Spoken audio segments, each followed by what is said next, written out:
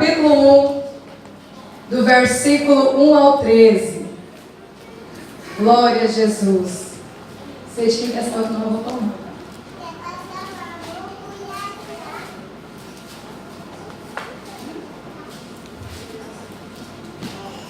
Mateus capítulo 25,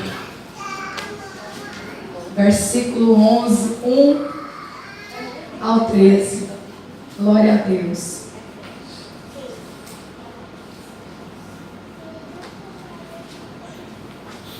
Diz assim a palavra do Senhor: então o reino dos céus será semelhante a 10 virgens que, tomando as suas lâmpadas, saíram ao encontro do esposo.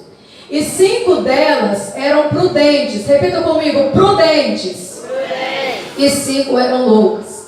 As loucas tomaram as suas lâmpadas e não levaram azeite consigo. Repita comigo: azeite. Mas as prudentes levaram azeite em suas vasilhas com as suas lâmpadas. E tardando o esposo, tosquenejaram. Em algumas palavras, algumas bíblias está escrito: cochilaram, se cansaram e adormeceram. Mas à meia-noite ouviu-se um clamor. Aí veio o esposo e saíram-lhe ao encontro. Então todas aquelas virgens se levantaram e prepararam as suas lâmpadas. As loucas disseram às prudentes: dá-nos o seu azeite, porque as nossas lâmpadas se apagam. Mas as prudentes responderam, dizendo: não seja caso que nos falte a nós e a vós. Ide antes aos que vendem e comprai-o para vós. E tendo elas ido comprá-lo, chegou o esposo. E as que estavam preparadas entraram com ele para as bodas, e fechou-se a porta. E depois chegaram também as outras virgens, dizendo: Senhor, Senhor, abre-nos a porta. E ele respondendo disse: em verdade vos digo, que não vos conheço. Eu queria pedir a todos que lessem comigo nessa versão que está no telão, porque é o tema central dessa mensagem.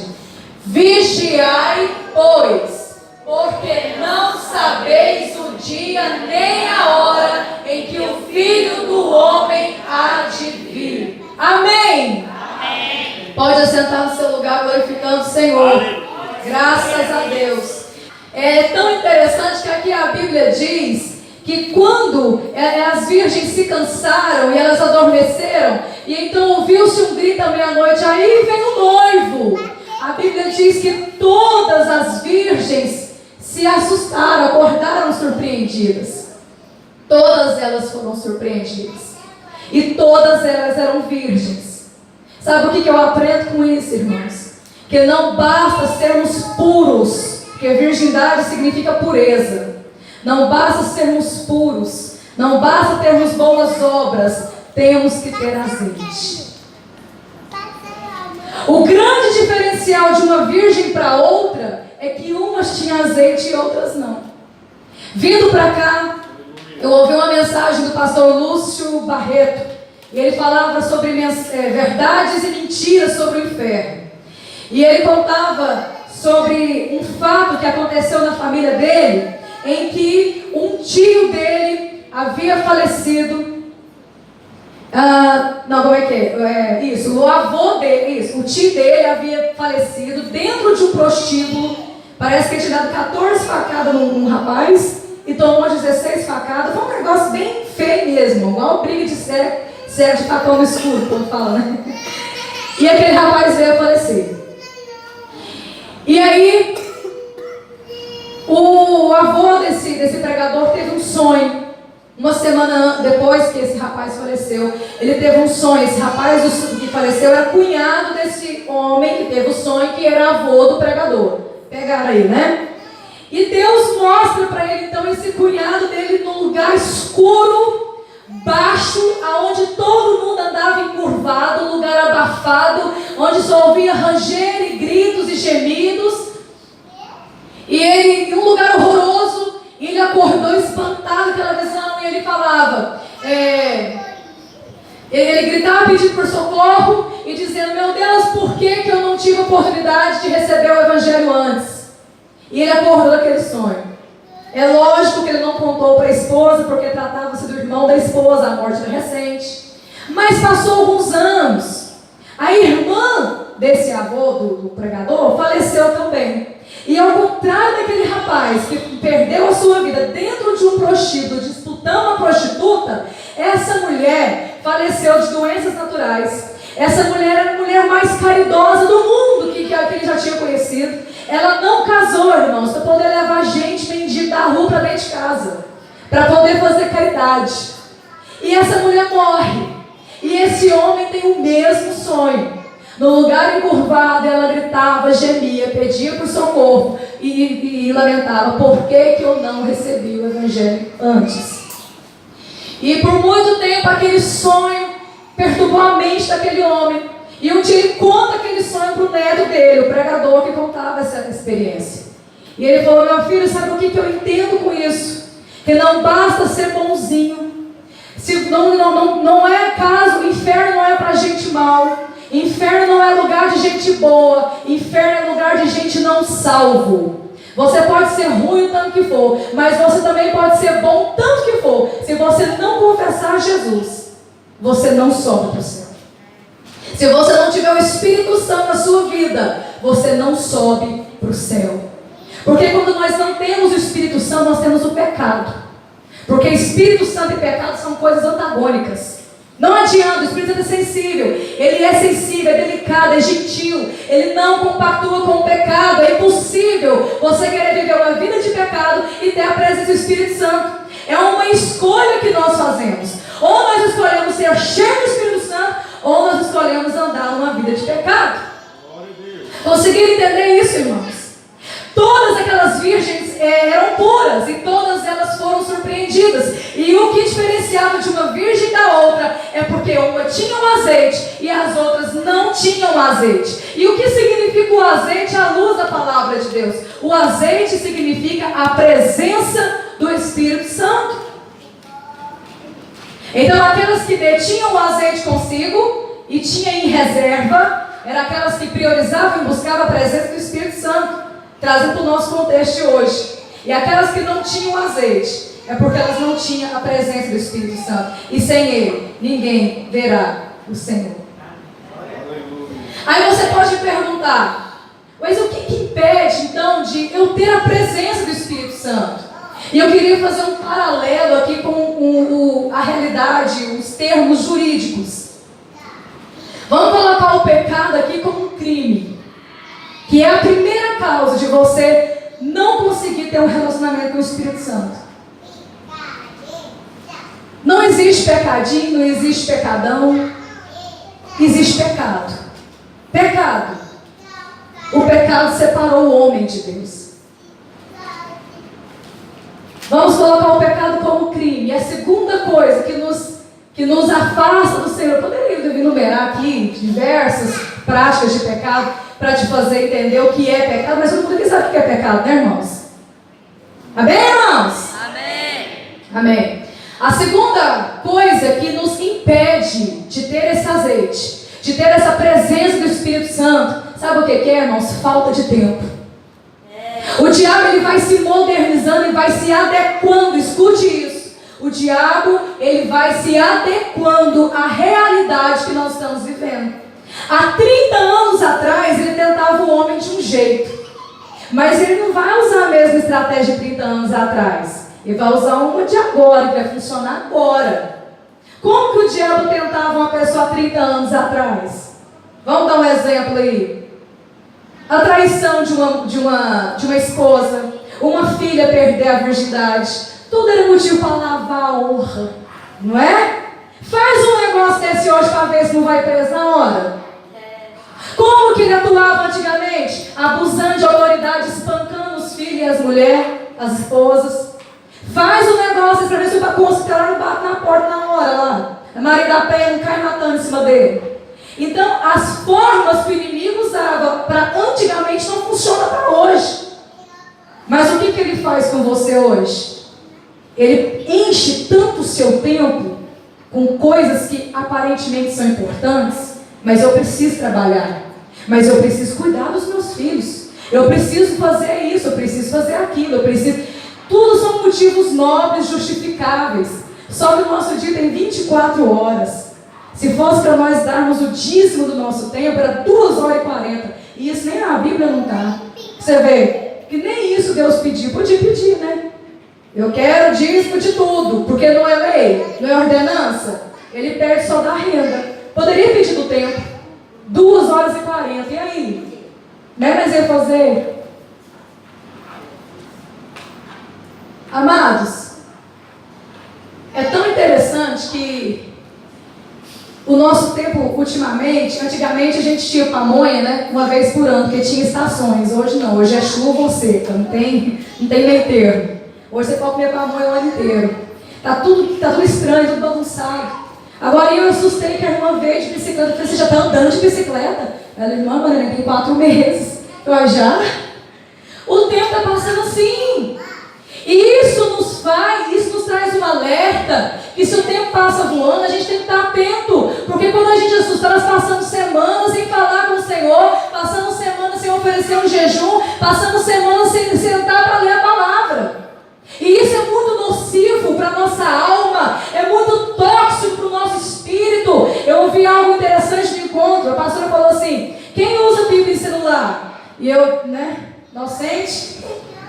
Os meus, né? Ela, pois é, você nunca vai crescer em Deus. Não foi só outro que levantou a mão, um monte que levantou, viu? Aí, você nunca vai crescer em Deus. Aí eu fiquei com vergonha na hora. Ela, sabe por quê? Porque você começa a ler a palavra. Aí o que vai acontecer? Vai baixar lá assim, ó. Fulano curtiu sua foto, mencionou você num comentário. O que você vai fazer? Vai continuar lendo? E Jesus aproximando-se. Dedinho vai lá no negocinho para ver qual que é o comentário da amiga. Aí de lá você já vai aproveitar e ver outra foto. E vai ver outra coisa. E, nossa, meu Deus do céu, está queimando arroz. E a palavra fica aonde? É por isso, irmãos, a Bíblia no celular, eu não tirei minha Bíblia do celular não, porque ela quebra meu lugar muitas vezes. Às vezes estou num lugar que eu não estou com a Bíblia na hora, mas aparece uma oportunidade. E eu vou, cliquei ali, ó, na hora. É bênção. Mas... nós precisamos estar atentos para aquilo que o diabo tem usado como estratégias para nos distrair.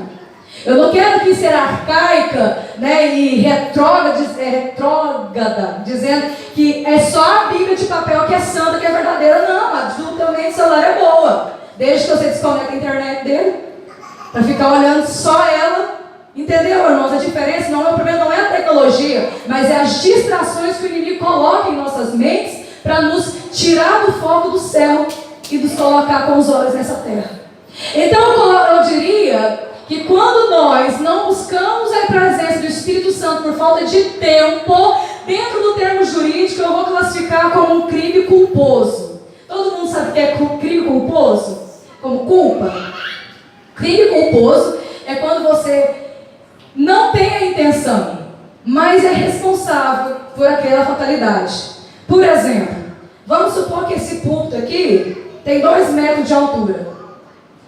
E aí não tem ninguém para vigiar esse tráfego de pessoas. E de repente sobe uma criança, como a Isabelinha já começou a querer aprender a subir aqui, quando o pai está pregando. E de repente essa menina cai e machuca feio. Vem a óbito. Quem é o responsável?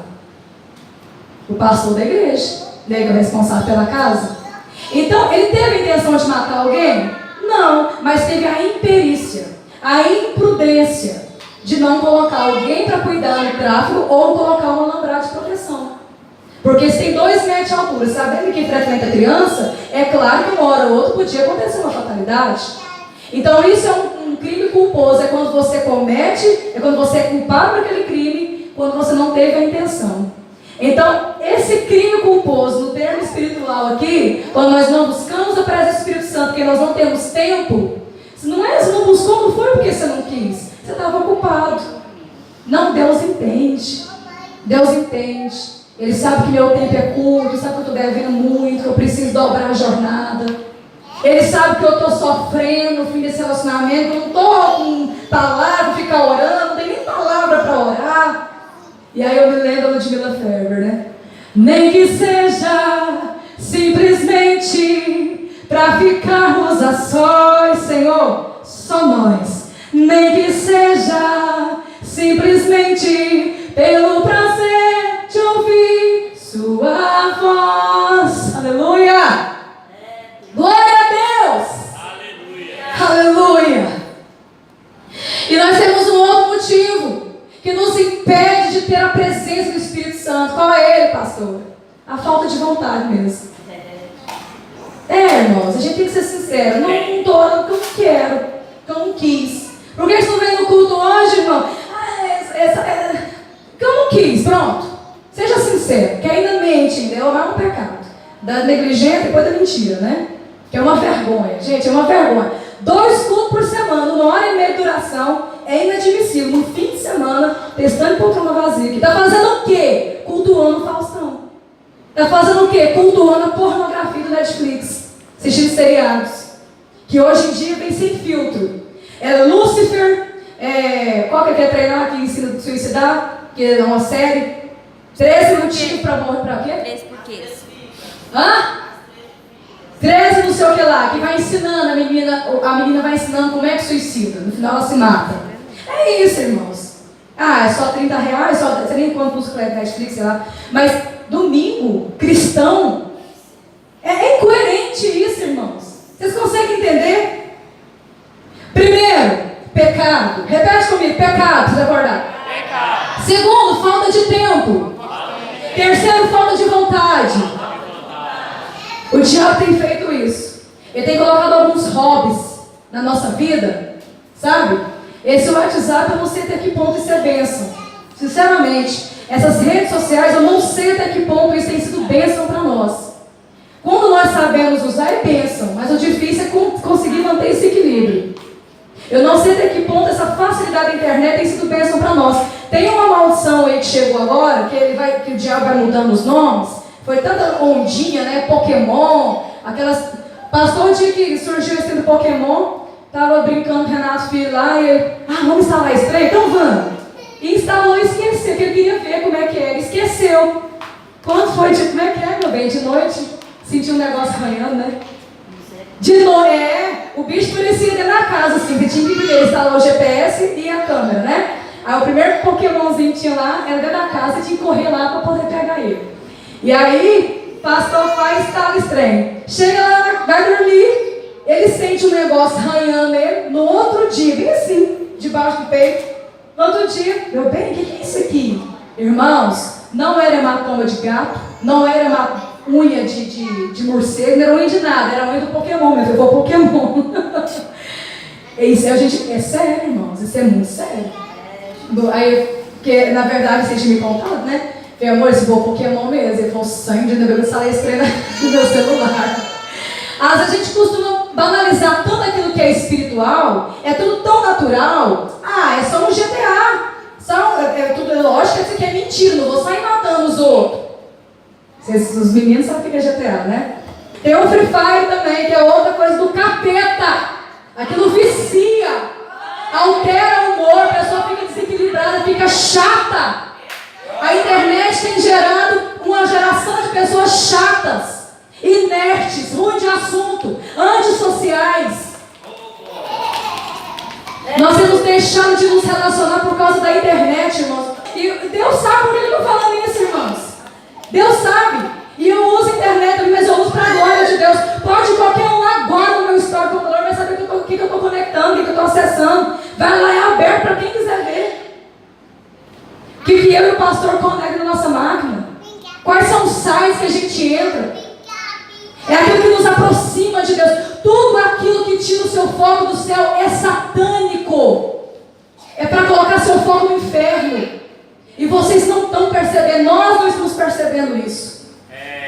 E olha, vigia, pois você não sabe a hora e nem o dia em que o Filho do Homem há de vir. Sabe por quê? Porque ele vem. Nós já não sabemos quando, mas aquele que há de vir virá e não tardará. A palavra fala aqui na palavra que tardando o noivo, mas ele não está tardando não. Ele vai vir na hora certinha. Por mais que nós achamos que está demorando. Na verdade, o que ele está fazendo é dando tempo para ver se a gente acorda e não fica aqui na terra quando ele voltar para buscar a igreja. Ir para o céu, irmãos, ainda continua sendo entrando pela porta estreita e apertado o caminho. E são poucos os que entram por ela.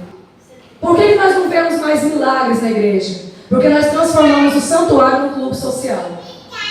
E clube social, você pode colocar o que você quiser. Brinquedo, celular, joguinho na mão de meninos. Você pode fazer o que você quiser. É um clube social. Agora, o santuário é porque as pessoas confundem, irmãos, onde eles estão. Isso é falta de discernimento espiritual. A Bíblia diz, ensina a criança no caminho em que ela deve andar, para quando crescer ela não desviar dele. Se a criança entra na igreja achando que templo é um parque de diversão, ela nunca vai ter respeito pelas coisas espirituais. E fala Jeová, eu também tenho 3 filhos. Casa de Deus ela não pode perder a essência de lugar de santuário. Ela não pode perder a atmosfera de adoração, porque senão isso aqui vira meras reuniões, você sai do mesmo jeito que você entrou. Mas se você entra com o coração voltado, não, hoje eu vim servir a Deus melhor, hoje eu vim deixar uma oferta no altar do Senhor, porque a oferta sou eu, o sacrifício sou eu. O que Deus me dá é porque Ele é bom, se não dá também é porque Ele é Deus, o meu jeitinho, igual foi cantado aqui no início do culto. Nós não podemos caminhar por aquilo que o Senhor faz por nós, por aquilo que Ele deixa de fazer, porque a salvação, irmãos, a salvação, eu e você estávamos condenados ao inferno. A nossa sentença já tinha sido dada. Eu e você éramos inimigos de Deus. Jesus veio sem obrigação nenhuma. Ele não tinha a mínima obrigação de deixar o trono de glória para vir para aquela cruz do madeiro, mas Ele veio. Ele não era obrigado a amar, mas ainda assim Ele nos amou com um amor tão inexplicável, tão ousado. Olha que maravilhosa a distância que Ele percorreu para nos alcançar. Se isso não for motivo para eu e você ter uma vida de devoção e adoração ao Senhor, é porque o nosso propósito é totalmente equivocado de evangelho. Porque o evangelho sempre foi salvação pela graça. E ter a salvação foi pela graça, não foi de graça. Custou um alto preço de sangue, que eu e você não éramos merecedores. Amém. Amém, meus irmãos. E eu classifico, eu coloquei aqui a falta de vontade e não classifiquei. Eu vou classificar a falta de vontade aqui como um crime doloso, viu? Lembra que o crime culposo é quando você não tem a intenção, mas ainda assim você é responsável por causa de uma imprudência, uma imperícia, uma falta de administração, falta de gestão. A falta de vontade é um crime doloso, que é quando você premedita com requinte de crueldade. Ah, não vou para a igreja hoje não, porque eu não quero também não, Free Fire hoje tá massa. Vai lá, bora jogar lá. A outra arrumando para a igreja. Não, só uma partidinha, só um. Juro que é só um. Peraí. Perdi uma vida. Não, agora vai ser a revanche. E ali, ó, o culto acabou. Você premeditou. Não vou orar hoje, que eu não quero, não estou bem, não estou sentindo de Deus. E desde quando a fé, a devoção ao Senhor é baseada em sentimento? Se fosse baseado em sentimento, não, ninguém estava aqui hoje. A nossa carne só quer descansar, ela só quer prazer, ela só quer pecar. E servir o Senhor só quer, existe renúncia. Servir o Senhor existe sacrifício, existe tolerância. Porque nós estamos num lugar chamado igreja, onde todo mundo tem defeito. Todo mundo aqui é ex alguma coisa. Ex-caloteiro, ex-mal pagador, ex-viciado, ex-fofoqueiro. E aqueles que não é ex, no final a gente tem apelo. Vem que essa Jesus, que aí você vai tornar ex também. Amém? Que às vezes, né? O que impede a presença do Espírito Santo? Eu quero concluir essa mensagem, está vencendo o meu tempo. Como saber se eu estou cheio da presença do Senhor? Agora eu já sei o que impede. O pecado me impede de estar cheio do Espírito Santo. A falta de tempo me impede de estar cheio do Espírito Santo. E a falta de vontade também me impede. A falta de esforço também me impede de estar cheio do Espírito Santo. Então como é que eu sei que eu estou cheio? Eu quero fazer 1, 2, 3, 4 perguntas para você e eu quero que você responda para você mesmo. E a primeira pergunta é: quanto tempo faz, desde a última vez, que eu chorei, que eu me emocionei quando eu ouvi o nome de Jesus. Se o nome de Jesus, o amor de Jesus, a santa palavra de Deus, se ela não arranca lágrimas dos seus olhos, se o amor de Cristo não te constrange, tem alguma coisa errada aí.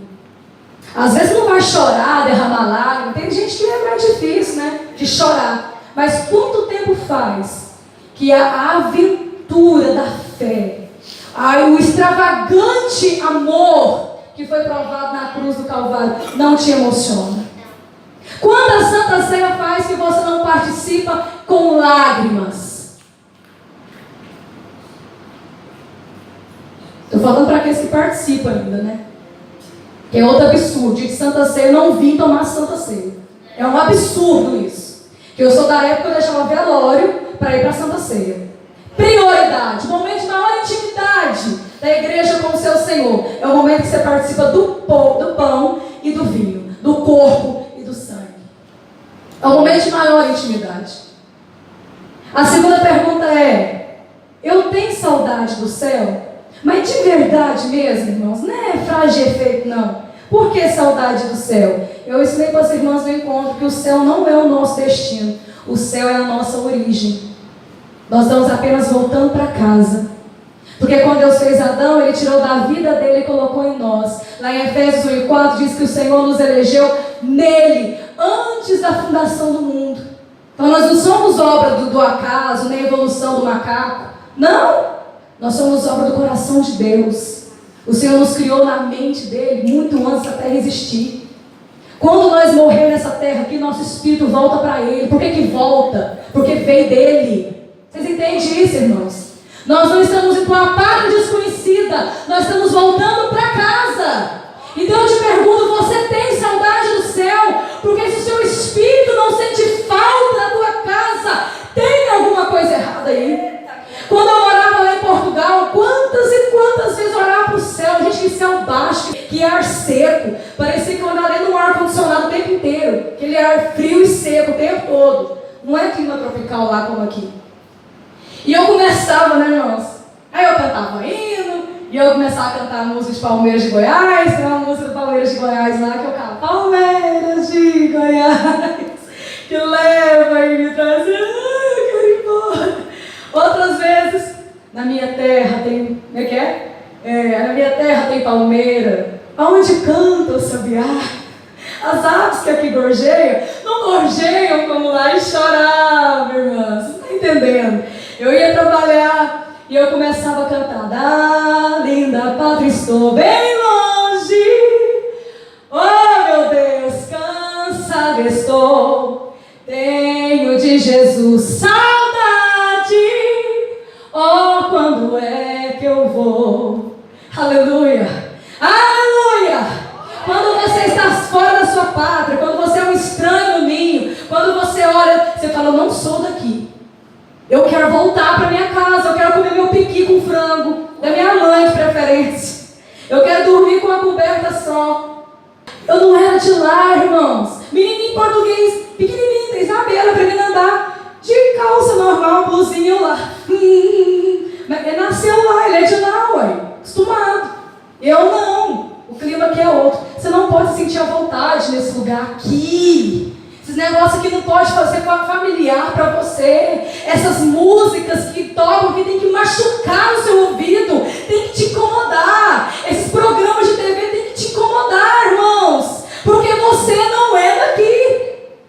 Se você não sente saudade do céu, tem alguma coisa errada. E a terceira pergunta é: quanto tempo eu passo falando com Ele? Eu não estou falando você vir aqui, joelhar, tirar uma hora, o que é muito bom também. Aliás, o que é ótimo, porque você vai realmente se desligar de tudo, né? Mas no seu dia a dia, gente, quantas vezes eu pegava o telefone? E aí eu estou indo na lotérica, por exemplo. Eu vou ficar perdendo tempo? Aí eu ponho aqui que o povo acha que eu sou louca, né? Pois é, Jesus, então, eu vou conversando com Jesus, eu estou orando. E ninguém vai me incomodar, porque acha que eu estou conversando com alguém no telefone, mas eu estou falando com o céu. E quantas vezes eu estou sem telefone, a pessoa passa e olhando para mim assim, lá. Quanto tempo você passa falando com o Espírito Santo? Quanto tempo. Eu adoro esse silêncio aqui, ó. Sério. Porque isso é sinal que a sua mente está digerindo o que está sendo falado. Porque o barulho, irmãos, nem sempre uma casa barulhenta, ela causa efeito de mudança. Porque o que mostra arrependimento não é quando a gente chora, estribucha, grita e baba aqui na frente do chão. É quando a gente muda. Se depois dessa mensagem você voltar pensativo para casa, é porque essa palavra fez efeito. Aleluia. Sabe uma coisa que eu ouvi hoje? Eu estou falando isso aqui tudo hoje, irmãos. Não estou desabafando, não estou nervosa, não. Ixi, uma bênção. O pastor está bravo. Tem dia que eu prego mais ou menos assim, que nem para o Senhor o grande final. Pastor não é para ser bonzinho, não, irmãos. Pastor é para levar você para o céu, te ajudar a subir para o céu. Amém. Amém? E por último, as minhas roupas, as minhas palavras, as minhas reações evidenciam os frutos do Espírito ou as obras da carne? Só daí você já tira a lição. Eu paro a mensagem por aqui. O que eu faço, o que eu visto, aonde eu vou, o que eu vejo, o que eu escuto, o que eu falo, evidencia o quê? A fé, bondade, amor, longanimidade, temperança, domínio próprio? Ou evidencia inveja, facção, mentira, dissensão? Está lá em Gálatas 6, depois você lê lá, obra da carne e fruto do Espírito. Porque se você está cheio do Espírito Santo, você tem que evidenciar o fruto do Espírito. Se um homem olha para uma mulher e a cobiça, no seu pensamento já cometeu adultério com ela. Já ouviram esse versículo? A gente comete adultério sozinho? A gente não, eles, né? Só em Jesus tem poder. Eu estou fora dessa. Ninguém comete adultério sozinho. Tem que ter um parceiro, né? Comete adultério com ela. Então o homem ia cobiçar se ela tivesse vestido decentemente. Quando um homem olha para nós, nos desejando e comete adultério conosco, eu também estou cometendo adultério. Já parou para pensar com quantos homens você já cometeu adultério? Não, mas eu nunca deitei com outro homem sem meu marido. E no pensamento dele? No dia do juízo final, tudo isso vai ser pesado. E vai ser cobrado. E aí? Eu ouvi uma frase que uma mulher que se veste decentemente, ela educa um homem só com a sua presença. Uma mulher que tem o Espírito Santo de Deus, ela não se atreve a mostrar aquilo que não é dela. Por que não é dela? Se for solteira, o corpo dela é do Senhor. Se é casada, o corpo dela é do marido. Agora, se o trouxa do marido aprova, aí já não é problema da mulher. E amém. Fique em pé. E eu vou cantar um hino e você nessa hora, você que entrou aqui precisando de mais presença do Senhor. Nós falamos muita coisa aqui. E eu quero encerrar essa mensagem dizendo uma triste notícia para você. Pecado não é como um crime que prescreve aos 20 anos.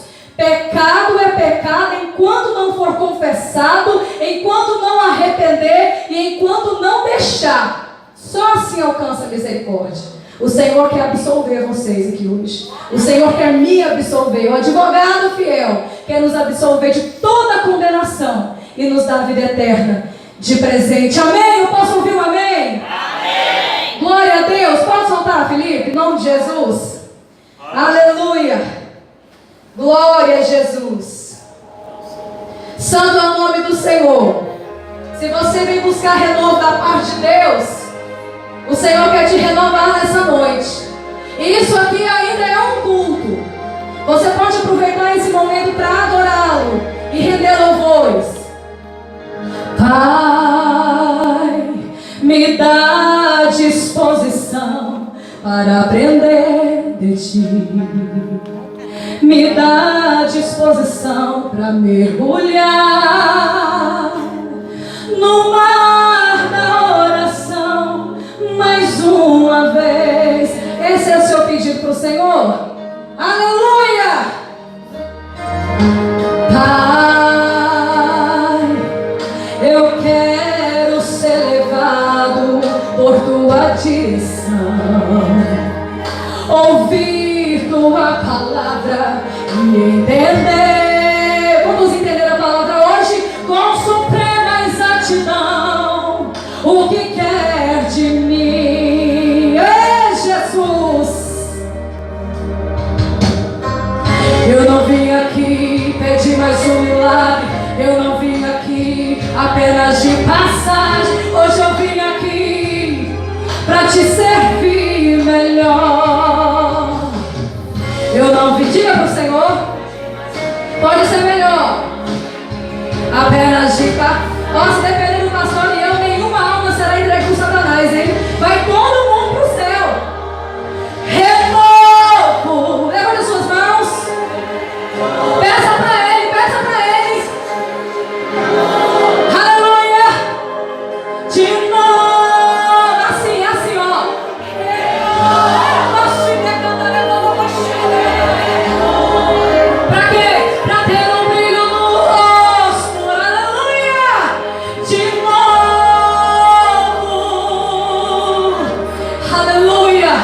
O Senhor quer devolver o brilho dele para os teus olhos.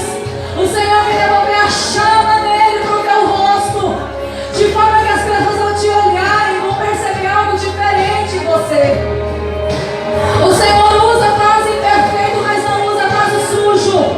É tempo de retornar às práticas do primeiro amor. Aleluia! Ele está vindo. O noivo vem aí. Renovo. O que eu quero é renovo. Aleluia! De novo e de novo. Renovo. O que eu quero é renovo. Pra ter um brilho no rosto. De novo. Aleluia. Se você tem palavras de oração para dizer para o Senhor, pode começar a soltar aí. Não se sinta indigno. Você tem pecado, peça perdão. Há perdão para você. A porta da graça está liberada para você. A porta ainda não fechou. Há azeite disponível.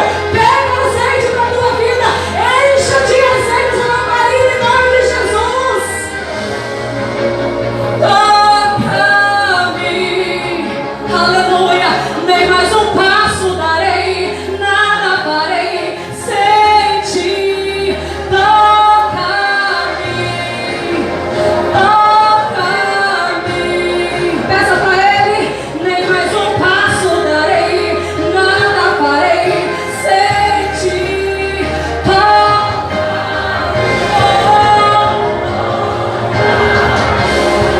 Aleluia, nem mais um passo darei, nada farei. Toca-me. Peça para o Senhor de tocar nessa noite com fogo abrasador. Assim como ele deu por Isaías com uma vara de Benaz e purificou os lábios dele, e ele nunca mais foi a mesma pessoa. Aleluia. Oh, glória a Deus.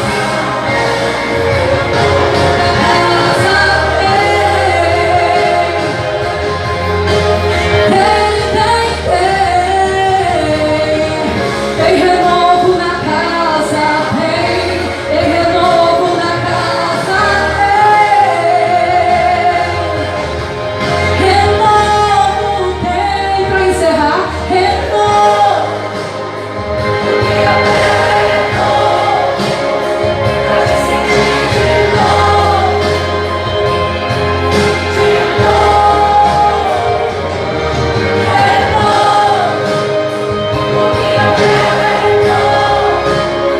Pra ter um brilho no rosto de novo. Aleluia, aleluia. Renova a tua igreja, Senhor. Renova a tua igreja, Senhor. Sabendo que um crente frio não é aquele que é silencioso. Um crente frio não é aquele que muitas vezes não evidencia em línguas estranhas. O crente frio é aquele que não se incomoda com o pecado. E eu profetizo uma igreja de crente fervoroso, que não tolera Jezabel, que não se curva a Baal, que adora ao Senhor em espírito e em verdade, acima de todas as coisas. Se você recebe, diga amém. Glória a Deus.